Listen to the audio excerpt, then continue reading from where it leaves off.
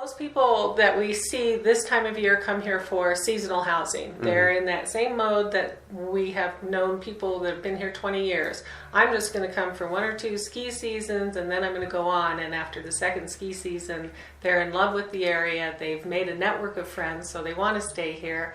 And they are starting to scramble on where do I find a decent place to live. So we do give some advice. One is never ever rent something that you have not seen. We hear that a lot. I was so desperate, I rented it sight unseen, I opened the front door and I can't live there, literally.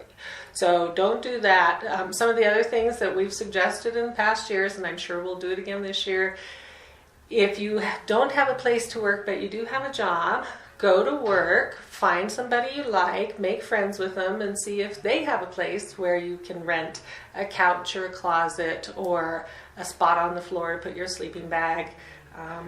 Some people convert garages and put a bunch of bunk beds in garages, so maybe innovative that way.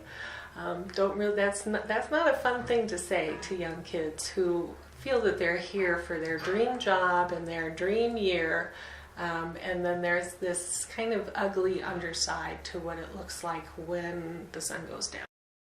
Trying to find other resources that people can use because we cannot build our way out of this problem, and even if we could, we can't do it tomorrow for this year's seasonal workers and then those that want to stay long term.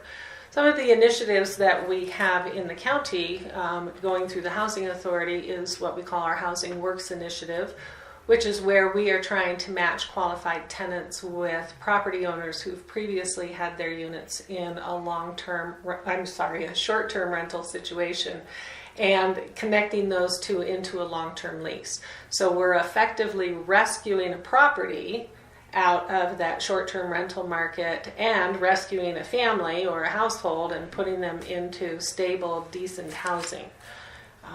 And so far it's been very successful.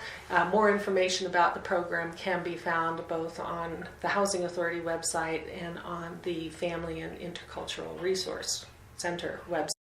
For some other resources, in particular for renters, our website at summithousing.us has a tab called Resources, and there are resources for renters there that include the list of apartment complexes that are in the county, so they could call to see if there's either a vacancy or if they can get on a wait list. That's probably the most likely option right now, is a wait list. And then there are suggestions for getting onto some Facebook pages. One is Hi Rockies Housing, and the other one is One Man's Junk Summit County. And that seems to be a more reliable resource for people to go looking for a place to rent than Craigslist.